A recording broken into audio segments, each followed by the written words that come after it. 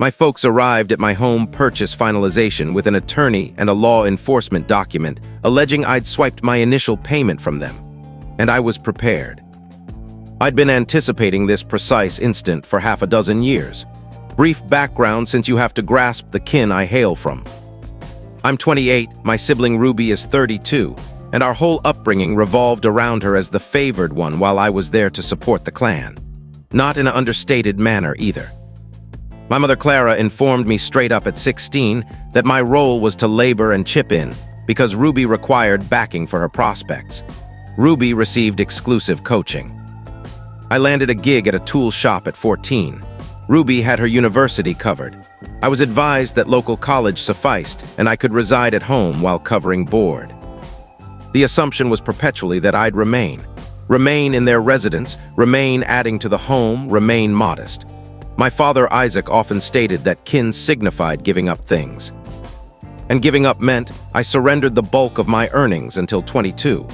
They monitored my financial records. They initiated charge accounts under my identity at 19. When I discovered and challenged them, Isaac claimed I was overreacting and that kin pools all resources. All right, I need everyone to comprehend something about harmful kin dynamics because this is a prime example of their function. They don't merely take advantage of you. They assign you a label to make it seem honorable. Kin means giving up, lovely, artistic even, but amusing how giving up only goes one way, right? Ruby's getting personal instructors while the storyteller is restocking aisles at 14, resembling a figure in a 19th century tale on youth work. And the charge account issue. Starting cards in your offspring's name isn't kin pools everything. That's termed national offense. Yet self-centered guardians possess this remarkable skill to reframe violations as kin principles. We didn't pilfer your persona, dear. We simply involved you in our monetary path without permission. I departed at 22 following covertly accumulating funds for 8 months in a hidden profile they were unaware of. The backlash was explosive. Clara labeled me unappreciative. Isaac said I was deserting them. Ruby shared on online platforms about how certain individuals only think of themselves. I cut off contact with them all and devoted the following 6 years constructing my existence, my rating, my profession. I earn solid income now in supply chain management. I operate a 2019 pickup I cleared ahead of schedule. And each day over those 6 years, I pondered what would occur when they finally learned I was succeeding. Because I was certain they would. My aunt from my mom's lineage still communicated with me sporadically, and I knew details flowed both ways. I never shared anything critical with her, but I let her know I was managing fine. I desired for them to learn it. I wanted them to simmer in the awareness that their laborer had fled and flourished. This is calculated spite, and frankly, I admire it profoundly. Many folks cut ties and attempt to vanish entirely. The storyteller said no. I'm going to allow just sufficient details to seep back like a gradual trickle of I'm prospering without eutoxin. That ant was essentially a messenger bird conveying sentimental combat, and the storyteller knew it. 6 years of developing yourself while aware your tormentors are hearing of every achievement. That's not merely recovery, that's recovery with accompaniment. Every advancement, every installment on that pickup, every positive day was a stone in the barrier they were ultimately going to crash into directly. 3 months back, I finalized on a property. Nothing extravagant, 3-room in a respectable area, but it was mine. I learned via my agent Mason that somebody had been phoning his workplace inquiring about my acquisition. He found it odd and alerted me. I recognized right away. So when the signing day arrived, and I entered the deed workplace and spotted Isaac, and Clara seated there with a gentleman in formal attire clutching a binder, I didn't even react. Isaac wore this arrogant expression like he'd at last trapped me. Clara was almost shaking with moral superiority. The attorney presented himself and stated they were present to lodge a protest against the transaction based on a deceptive claim and misappropriation of assets. The deed clerk appeared alarmed. Mason seemed perplexed. I simply took a seat opposite them and said, "Proceed." Isaac began discussing how the initial payment I utilized was funds that pertained to the kin's pension reserve. Funds I'd pilfered prior to departing 6 years earlier. He possessed papers, financial logs with marked sums, a certified note asserting I'd had entry to their profiles and emptied them. A law enforcement document submitted 3 days prior to signing and recited it. I want you to grasp something. Every single paper was invented. I never possessed entry to their pension profiles. The quantities they alleged I'd taken were figures they concocted. The law enforcement document relied on their declarations solely without proof. But they were unaware I'd been readying for this precise situation for years. Isaac truly entered that deed workplace believing he was in a robbery film where the antagonist triumphs. Had his marked papers, his certified falsehoods, his arrogant little visage prepared to observe his offspring's aspirations collapse. Meanwhile, the storyteller is seated there like a strategy game expert who's been awaiting 14 steps for you to contact that piece.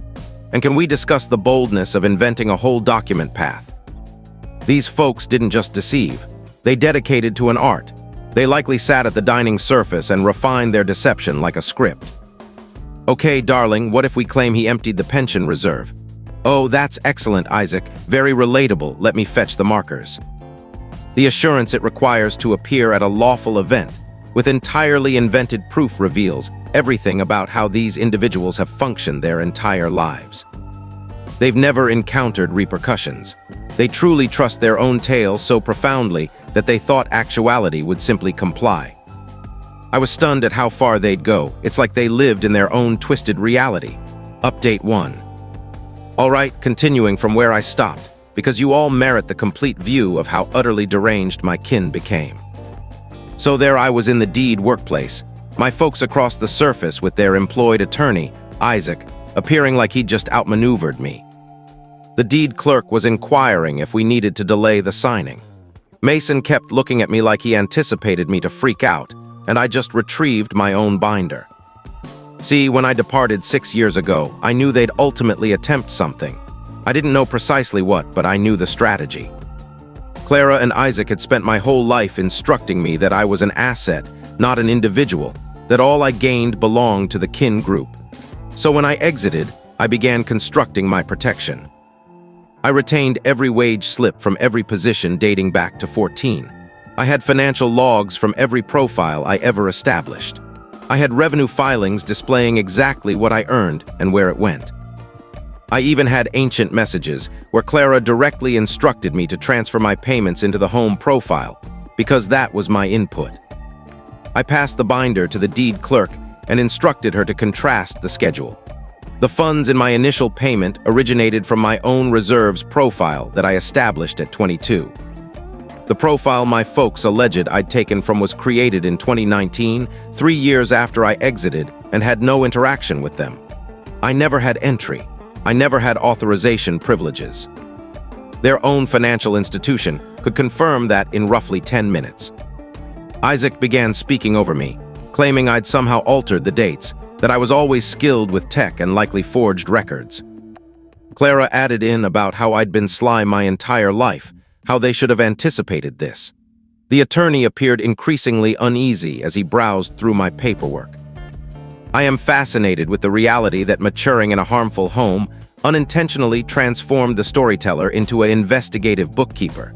Most youngsters gather sports memorabilia or such. The storyteller was gathering proof. Wage slips from age 14, revenue filings, message captures. That's not suspicion. That's identifying patterns. When you mature with individuals who distort reality daily, you learn fast that records are essential for endurance.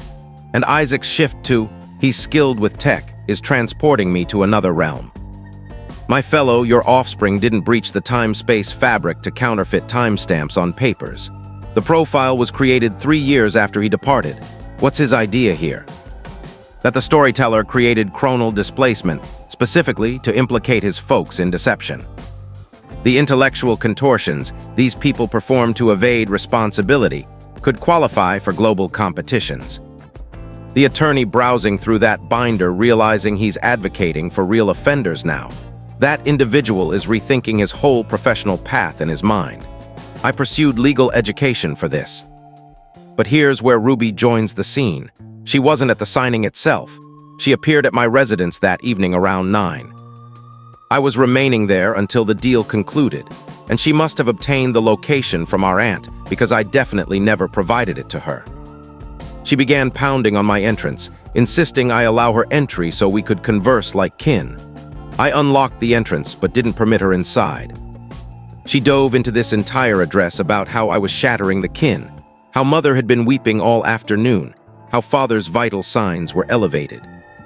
She kept stating I needed to abandon this entire property matter and return home and resolve issues, that I'd proven my stance by departing, but now it was time to cease being self-centered. I questioned her directly what precisely I'd taken. She said it wasn't about the particular funds. It was about the years of assistance they provided me and how I just left them without returning anything. I reminded her that I labored from age 14 and surrendered most of my earnings until 22. She said that was distinct because I resided under their shelter and consumed their provisions. Then she uttered the segment that verified everything I already understood. She informed me that mother and father had been relying on me remaining to sustain them into their later years. That Ruby had her own household now and couldn't be anticipated to bear that load. That my position in this kin was to be the supporter because Ruby had already provided them descendants, and that was her input. There it is, right there. The facade didn't just falter. Ruby tore it away and hurled it into a blaze. She actually stated aloud that the storyteller's appointed function in this kin was pension resource. Not offspring, not sibling, not kin member, monetary framework. And the way she portrays her own input as I provided them descendants, like that's a compensation, like reproduction is a deal that excuses you from all other kin duties. Ruby truly said, I fulfilled my duty by producing children. Now it's your turn to be a living retirement scheme. This is what occurs in malfunctioning kin structures. Everyone gets designated a function, and if you decline to perform your role, you're not viewed as an individual establishing limits. You're viewed as a defective device. The cash machine ceased functioning. We need to repair it or acquire a replacement. And the nerve to appear at his entrance after her folks just perpetrated deception and behave like he's shattering the kin. Self-absorbed families always depict the sufferer's opposition as the real harm, not the decades of utilization. Your limits are the issue. They actually intended to utilize me as a retirement resource, a living cash dispenser, and when I fled, I demolished their whole economic outlook. I informed Ruby that sounded like their issue. She said I'd lament this. That father had networks, and they were going to ensure everyone in my fresh community knew precisely what sort of individual I was. I inquired what that signified. She just grinned and said I'd discover soon enough. The claim got dismissed within 48 hours. The deed firm's legal group confirmed my paperwork and decided the assertion had no validity. The signing continued. I received my access, but Ruby wasn't exaggerating about father's schemes. That sounds like their issue is entering the pantheon of replies. No feeling, no defense, no Ruby clarifying. Just recognizing that their inadequate economic strategy due to depending on exploiting another person is indeed their own chaos to resolve. But Ruby's little antagonist soliloquy with the grin and the you'll discover soon enough. Young lady viewed too many dramatic series. She truly thought she was issuing a warning, when in fact she was teasing proof for the legal action that's about to ruin her whole kin. We're going to slander you openly. Isn't the authority maneuver you believe it is when you declare it aloud to the individual you're warning?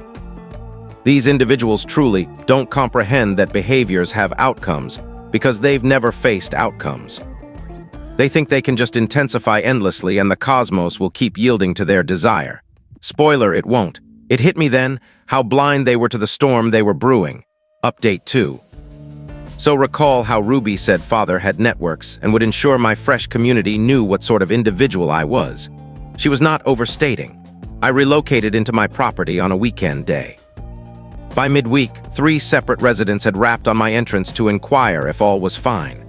The initial one, an elder lady from 2 residences away, appeared truly worried. She said a gentleman fitting Isaac's appearance had visited on the prior day with a binder full of sheets, and some images informing her that a hazardous person was relocating to the area, and she should be cautious. She said he appeared very formal about it, like he was performing a community duty. The second resident was more straightforward. He questioned me outright if I had a lawbreaker history, because some fellow was circulating saying I had pilfering accusations and a record of deceiving senior folks out of their reserves. He displayed one of the sheets Isaac had been distributing. It was a printed paper with my complete identity, my birth date, and a roster of entirely invented accusations. There was also an image that Isaac must have unearthed from when I was an adolescent, captured from a perspective that made it resemble an arrest image. I learned later that Isaac had devoted 3 complete days traversing this community. He visited every single residence on my road and the 2 roads adjacent. He narrated varying editions of the same falsehood to different folks. To some, I was a pilferer. To others, I was aggressive. To the senior dwellers particularly, he cautioned them that I aimed at older folks for economic utilization. My own father was methodically ruining my standing in my new locality before I even had an opportunity to present myself. Isaac really arose and selected professional offender. 3 complete days. Every residence on several roads, varying falsehoods customized to different groups. This gentleman crafted a promotion drive of slander. He divided his listeners. Senior folks received the he utilizes elders presentation. Others received the aggression perspective.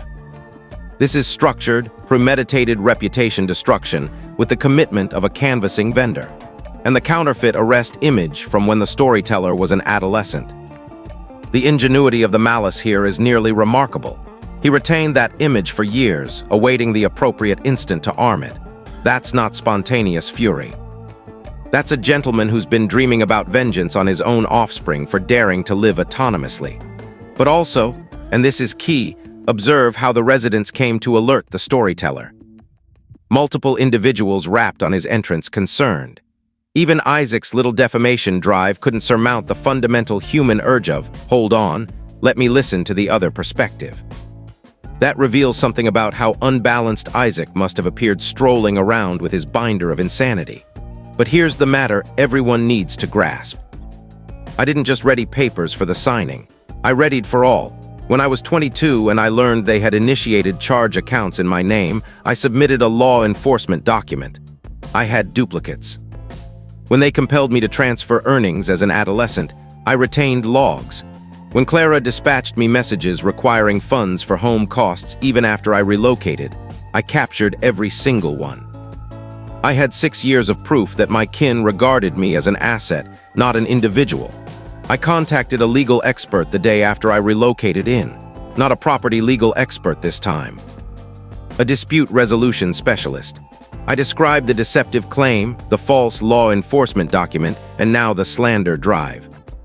He informed me I had several feasible legal claims including slander outright, wrongful meddling, and possibly misuse of procedure for the phony claim.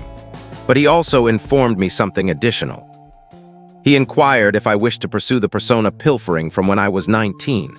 Those charge accounts my folks initiated in my name had failed before I learned of them. They harmed my rating for years. And I had the initial law enforcement document demonstrating I reported it when I uncovered what they did. I instructed him to ready all, every bit. I desired them to comprehend that their behaviors had repercussions. 6 years of readiness encountering one call with a dispute resolution specialist is truly artistic. The storyteller entered with a dossier. Most folks would appear distressed and ranting. The storyteller appeared with arranged proof covering nearly a decade. That legal expert likely viewed this binder and saw chargeable time and an assured victory. Holiday arrived prematurely, and reviving the persona pilfering from when he was 19, masterful. That's not just pursuing fairness for the present assault. That's extending back through chronology to gather every single obligation they owe. The splendor of self-absorbed people is they can never just commit one wrong. There's always a path, always prior sufferers, always other violations they escaped because no one resisted. The storyteller said ready all, and I truly believe that expression is going to resonate through this kin's terrors for eras. Meanwhile, Isaac continued. He began sharing in locality online communities that my aunt referenced to me, cautioning folks about a new dweller with a problematic history. He didn't use my complete identity, but the portrayal was evident. Some residents began evading me at the post collection. Then arrived the end of the week evening. I had leased a relocation vehicle to transport the remainder of my furnishings from storage. I stationed it in my entry path overnight because the facility shut before I could complete loading. The next morning, I stepped outside to discover "unappreciative pilferer" scrawled in crimson characters across my storage entrance. All 4 wheels on the vehicle were punctured. And Ruby's vehicle was stationed across the road, motor still operating. These individuals are accelerating their own ruin, like the legal action was already being readied. The proof was already overpowering, and they said, "You know what this circumstance requires. Serious property damage, scrawling "unappreciative pilferer" is untamed." Because in their thoughts, that's a precise portrayal. They truly believe the storyteller took something by retaining his own funds and acquiring his own property. The mental disconnect needed to damage assets, while labeling someone else a pilferer is world-class illusion. And Ruby seated across the road with her motor operating like an escape operator in a poorly scripted offense film. "Madam, this is not a video game. You can't just perpetrate offenses and depart. There are observers, there are recordings, there's a resident on his veranda. These individuals have the offender expertise of young children who shield their own vision and think they're unseen." The sheer recklessness left me shaking my head in disbelief. Final update. All right, everyone, here's the conclusion. Ruby's vehicle lingering across the road at 7 in the morning. My storage entrance dripping crimson paint. My relocation vehicle on 4 deflated wheels. I approached her and she lowered her pain, appearing arrogant. She informed me to regard it a welcoming present, that perhaps now I'd comprehend what occurs when you deceive kin. I retrieved my device and began capturing. Informed her I was recording her admission. She chuckled and said no one would trust me. I directed at my resident standing on his veranda observing everything. The same fellow who displayed me Isaac's phony papers. He gestured. Ruby ceased chuckling and departed. Authorities arrived, submitted the document. My resident affirmed he saw Ruby's vehicle before I emerged. Wheel puncturing plus scrawling meant serious property damage accusations, but my legal expert had been occupied with larger matters. We submitted civil actions against Isaac and Clara for slander with multiple resident observers. We submitted misuse of procedure claims for the deceptive claim and false law enforcement document.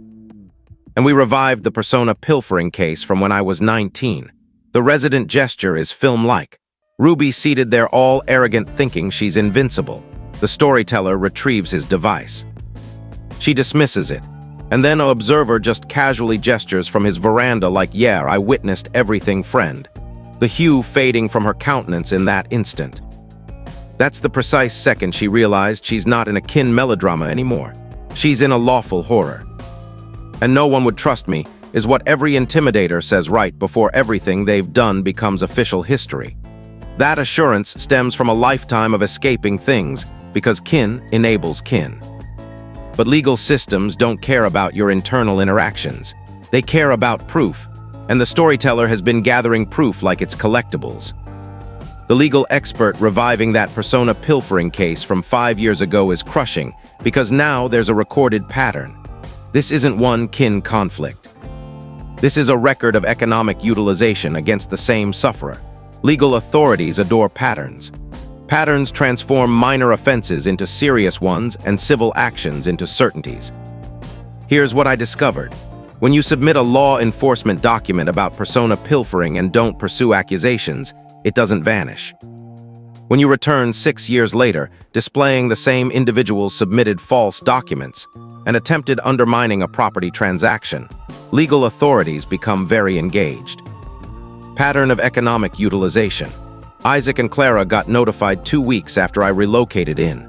Ruby got detained 3 days later, secured release, criminal matter ongoing. Then my legal expert dispatched the requirement note outlining every legal claim, every item of proof, compensations requested, and that the prosecutor had revived the persona pilfering probe. 10 days to reply. Isaac resisted 8 days. Then my device surged. 206 communications in 14 hours. I allowed everyone to go to recording.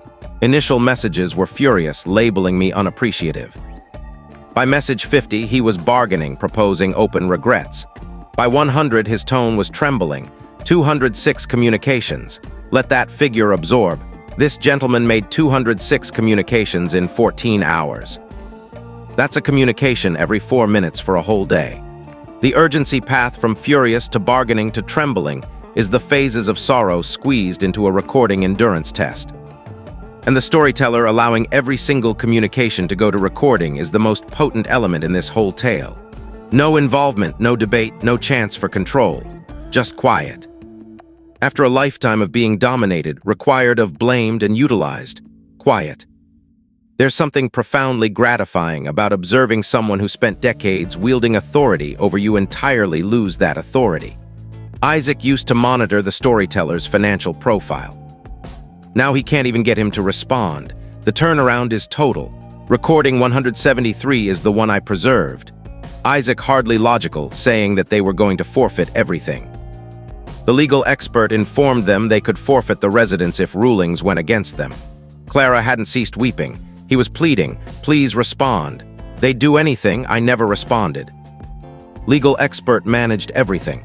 They regarded me like an asset for 22 years, took my earnings, my rating, my youth. When I fled, they attempted ruining my outlook with phony papers and community toxicity drives and damage. Now they encounter what it feels like when someone seizes everything from you. I'm still in my property, storage got refreshed, residents know the facts, and my folks learned that kin means repercussions too. Hearing those voicemails broke my heart a little, but it also felt like justice finally arriving.